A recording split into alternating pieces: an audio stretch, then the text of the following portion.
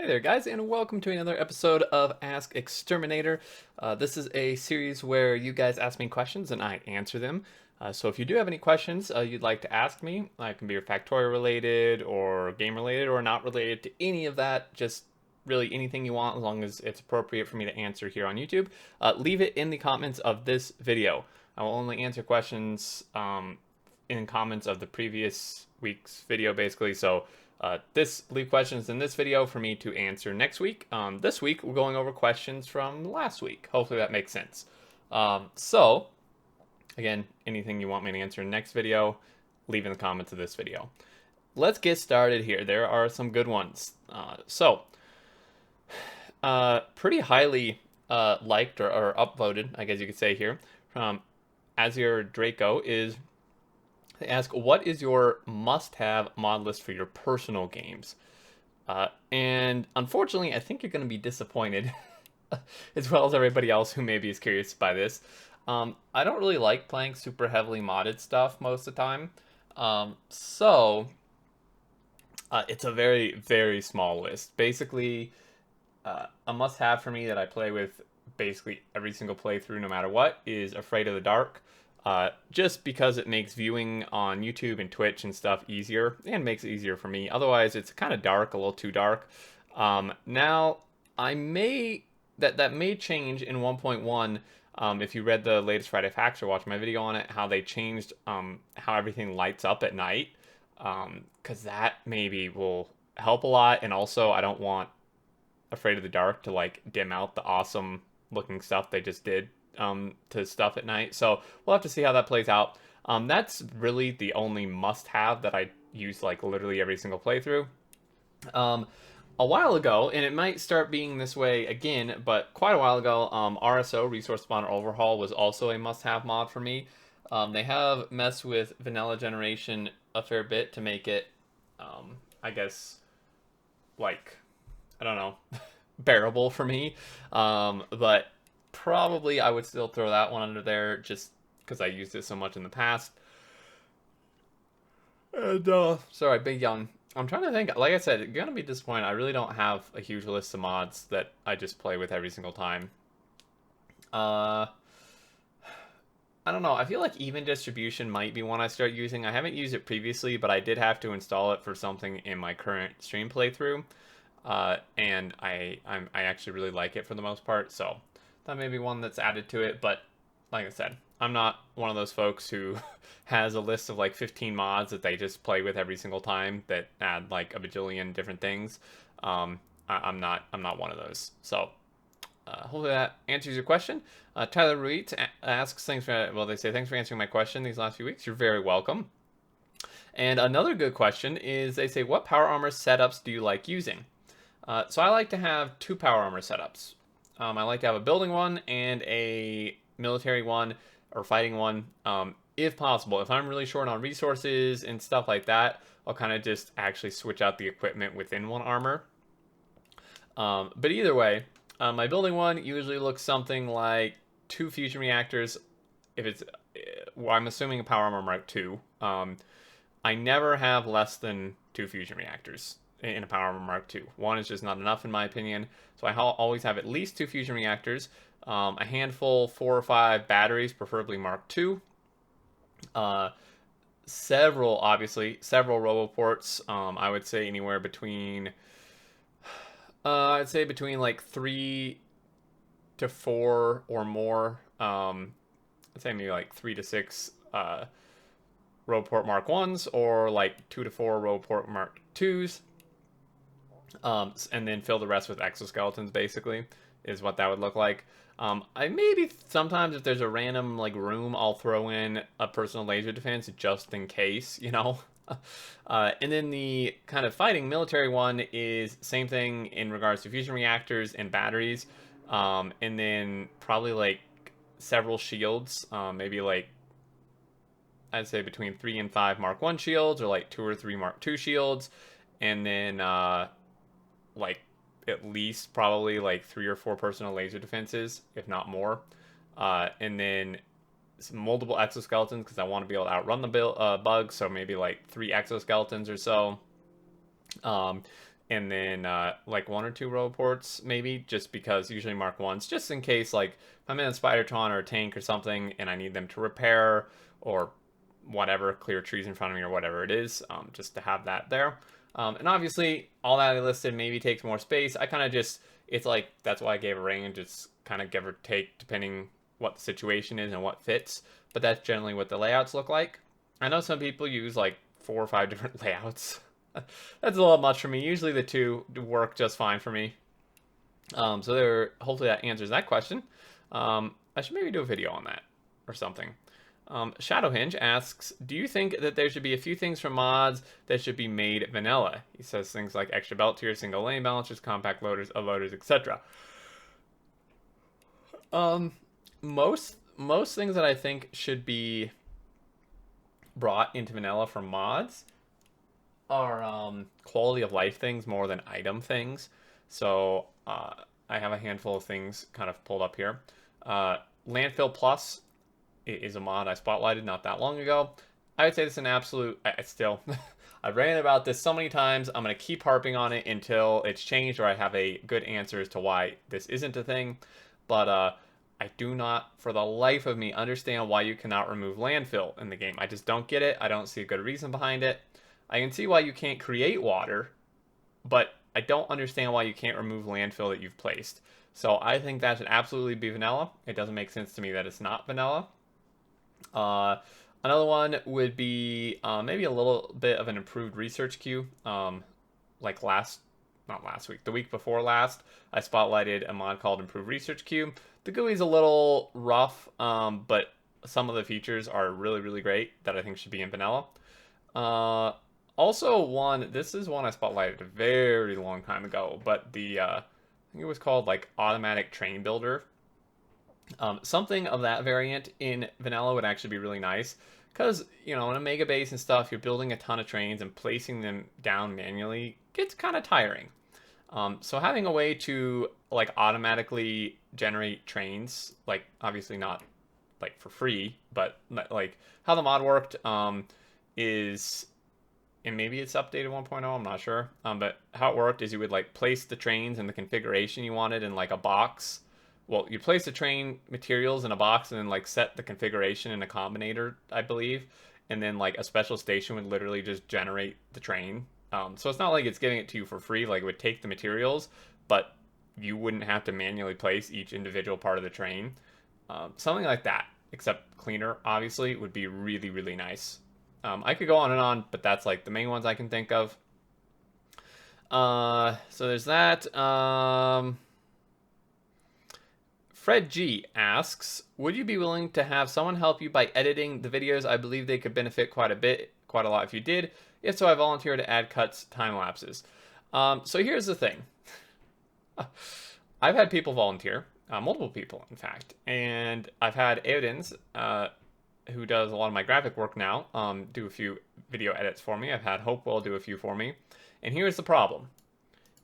It is a pain to have other people edit my videos. Now, well, maybe it's not a good excuse, because I know a lot of big YouTubers have like an editor who will edit their videos. Maybe they have a streamlined system that I'm just not aware of. Like, maybe I just don't understand it.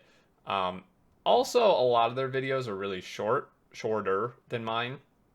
The problem is, the people who have offered to, and I would assume this includes you, Fred, who have offered to edit my videos, are not like, don't do this full, like they don't edit videos as a job, right? So the problem is they have other obligations, which is understandable. They don't do it for a job. So if I record a video and I need the video ready to upload 6 hours later, like how consistently is somebody else actually going to be able to do that?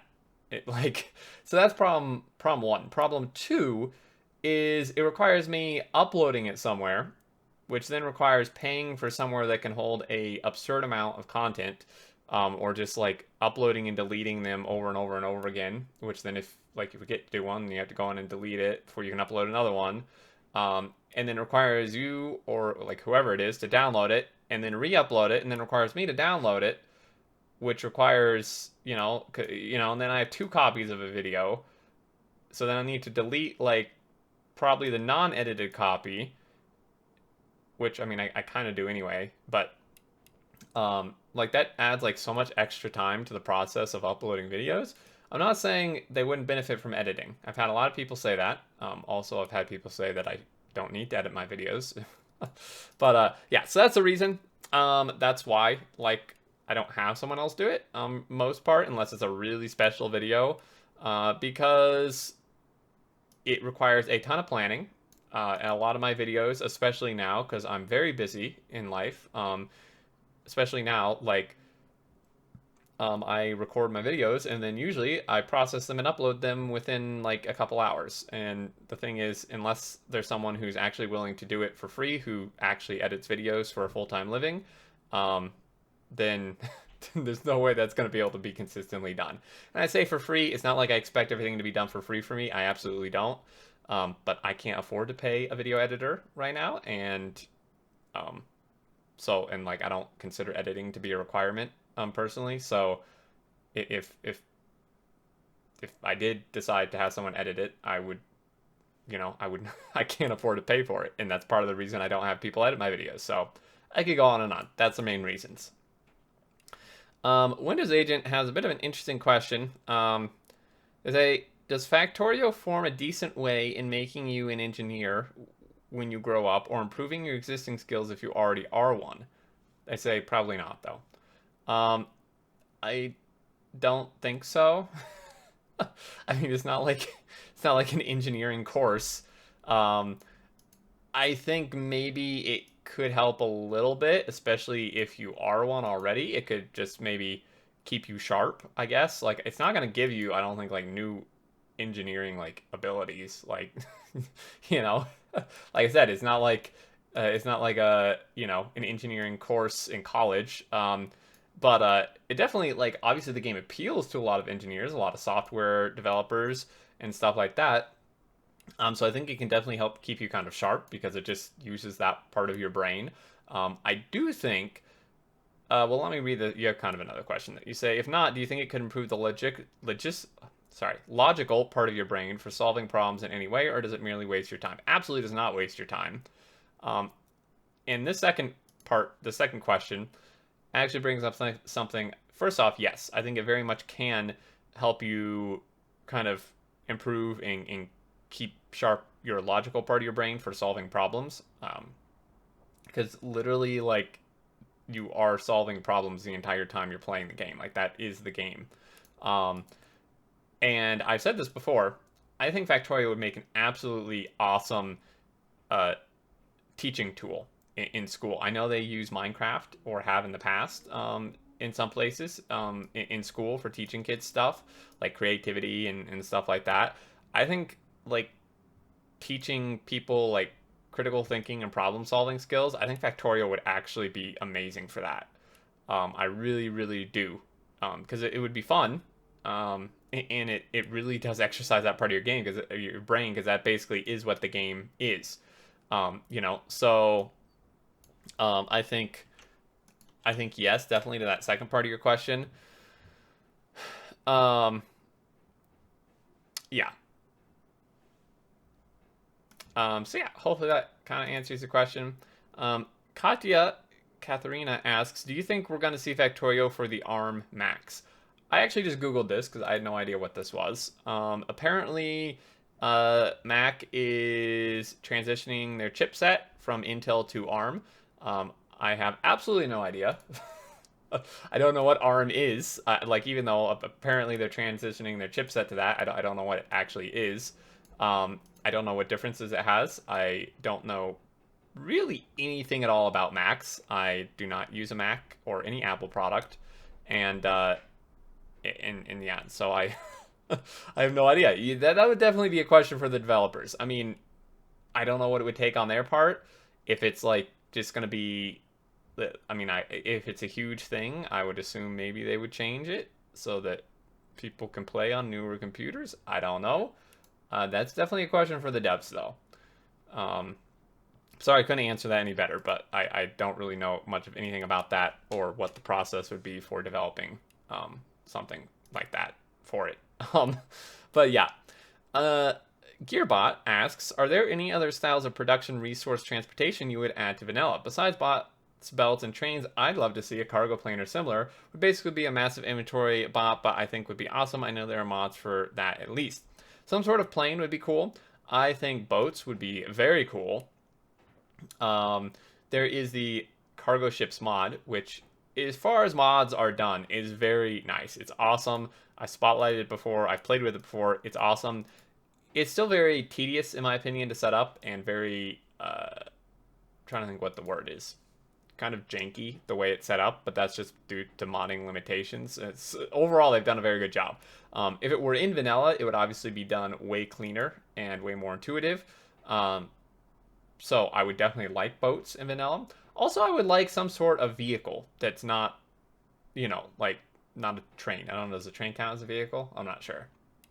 But like trucks, right? Like, that's a huge mode of transportation in real life. I'm not saying Factorio has to be, similar to real life, but I think some sort of transport trucks would be awesome.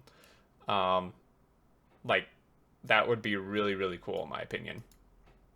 So yes, all of them. Planes, I think. For me, boats and trucks is a bit better than planes, just from my personal opinion. I think planes would still be cool.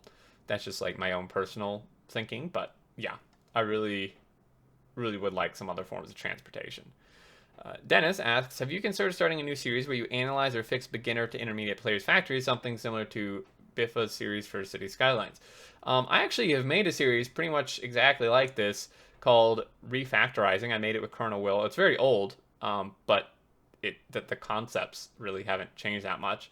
And I definitely have considered this. In fact, I am setting up... I'm in the process of setting up memberships on my channel, which if is kind of like Twitch subscriptions, but it's memberships. It's a way to support the channel with like a monthly, payment, and then you like get things, like as a thank you. And one of them, I have very much considered and am considering, probably I will implement it, for being like a base review, basically, where I would take bases, beginner, intermediate, or experienced, but probably more to do beginner and intermediate players, more to do with that. I would like take their bases and I would review it and like help like fix stuff that's broken or anything that's requested to be, analyzed and given tips on and stuff. So that's kind of what I'm thinking of to do for that. So yeah. iRafted asks, can you go over an advanced version of uranium ore processing and the steps used to make a ratioed reactor? I found blueprints, but I am trying to get a good grasp at how it works for late game style bases. Thank you, friend. You're very welcome. Unfortunately, this is not something I can answer here. I did make a video. I have a nuclear power tutorial video, which I will try my best to remember to link either in the comments or description.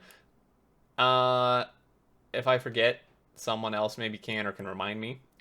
But it's old. It's like shortly after nuclear power first came out. But they have not changed nuclear power. The process is the same. The ratios are the same. So that should hopefully answer all your questions. I go over the ratios. I go over the uranium processing. I go over the like intricacies with nuclear power and how it works. That should pretty much answer all those questions for you. It's in my tutorials playlist. One of them. If you want to look for it yourself, or hopefully me or someone else will put a link in this video I'm currently making. Let's see. Nachi asks, I started recently playing Factorio and I was trying to do a robot-based mega factory, but I did it all in one logistics system. Is this inefficient? And the second question is, what would be a good robot-based factory? It is inefficient, yes. It is very inefficient, especially if it's a larger one. Like a larger network and factory, it would definitely be inefficient. And then also, yeah, so that is, sorry, inefficient. And then a good base, like a good thing to do it, is separate out your networks, right? So basically, you would do like one network like, and kind of separate out your bases to like create bases for certain production. That isn't necessary. You can still make all your production in generally kind of the same base as long as you're able to separate out the robo networks. Um, but basically set up like different networks for the main production things. So like circuits, like green circuits, red circuits, blue circuits, each one is a separate robot network, preferably a separate production like area and facility altogether, just because that kind of would make it easier for you to separate the networks. And then like one for each science type, one for engines, and then one for iron smelting, a different one for copper smelting, a different one for steel smelting, etc., etc. And this basically means, yeah, so that basically is a much more efficient, good way to make the factory. Now, if it's not like a gigantic scale and you're not experiencing performance problems, then while it is inefficient, doing a big network is still certainly like doable. Like it will work, especially if you make sure you have enough charging. But if you are experiencing performance problems or seeing that your bots just aren't getting stuff done, then separating out the networks is definitely a good way to go. So hopefully that answers your question there. Unceasing Top asks, Factorio and otherwise, how open are you to changing your mind? Being something you believe or a way you do something, can someone change your mind, or are you stuck with your beliefs? That's a really interesting question. And this would be an example of a question that's not really game related at all, and that's perfectly fine. That's awesome. So, in terms of Factorio, I would say yes, if I have very good reasoning for it. Here's I don't know how to say this. It doesn't sound like just like rude. So basically, Factorio. I play Factorio a very long time. I have a ton of hours in Factorio. I've built multiple mega bases. I've built many types of bases. I've played with a ton of mods. So it's going to take a bit to convince me of something, unless it's just super obvious that a different way is better. I certainly do not think that I'm right about everything. I know I'm not. I've been corrected before, and I've changed actually my mind and my playstyle based off that. But I do think I have quite a lot of experience and knowledge in the game, so I'm certainly not going to be easily swayed. If someone comes in and it's just like, oh, by the way, you're doing this wrong. Here's how you should do it. I'm going to need some pretty damn good reasoning and evidence as to why the other way is a better way to do it. And if there is, then you bet I will change my mind if it can be done better. In terms of my real life stuff, like just my beliefs and stuff, yes and no. My actual beliefs, not like political stuff, not anything like that, but like my hardcore like the way I kind of, I don't know how to say it, like not my religion. I'm not really religious. I do have like principles that I kind of follow and like general beliefs about like the world and the universe. That I will probably never have my mind changed, because it's worked very well for me so far. I've seen results from it. I truly believe what I believe, and that will probably never change because like I don't like that. It's worked for me in my life, so I don't really see why I would change that. In terms of other things though, like political beliefs or like just beliefs on how just generally something should be, sure, of course. Like if someone presents an argument that like makes sense and stuff, then yeah, I'm definitely open to changing my mind in beliefs in that regard, at least. I've done it before. My girlfriend, even, like, she has very different life experience than I do, a very different background than I do, and she has changed some of the ways I think about stuff. So yeah, certainly I am. Let's see. John Fox asks, do you play the other Factorio type games such as Satisfactory, Mindustry, etc.? And if so, how do they compare to Factorio? I've not played Mindustry. I have played Satisfactory a fair bit. I don't currently. And I don't know how to really compare to Factorio, to be honest. I mean, the only one I can actually personally compare is Satisfactory, because that's the only one I've played, but um, I think it's very similar in some ways, different in others. I think it's better in some ways and worse in other ways, which isn't really a solid answer, but I can't just say, like, Factorio is better. Some people would. And as a whole, I guess maybe I would as well. Is like just generally, I think Factorio is probably better. Yes, not by a huge margin, and I think there are things that Satisfactory definitely does better.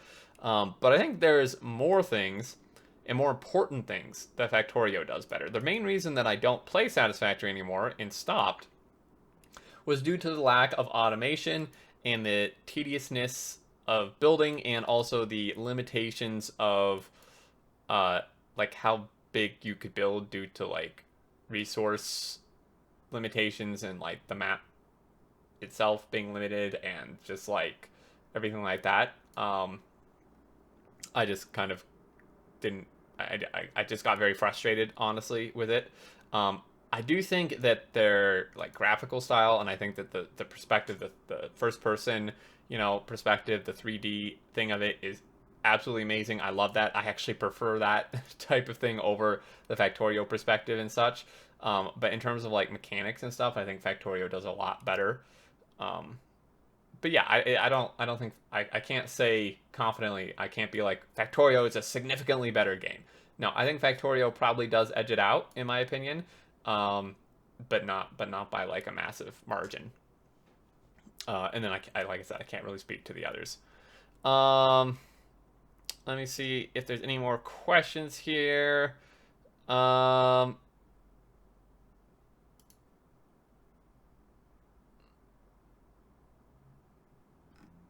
I don't think so. I think that's it, guys. Could have sworn there was one more, but I am unable to find it. So yeah, I think that is it for this one, guys. Some really good questions. Really interesting factorial questions, and even non-factorial, like from Unceasing Top. Definitely open questions like that as well. Uh, I think that's going to do it, guys. Again, if you do have questions for me, leave them in the comments of this video, and I will answer them next week. And if you did enjoy, a like is much appreciated. And if you're new to the channel and content, feel free to subscribe to keep up with all the videos I'm putting out. Until next time, guys, I look forward to seeing you all, and to take care.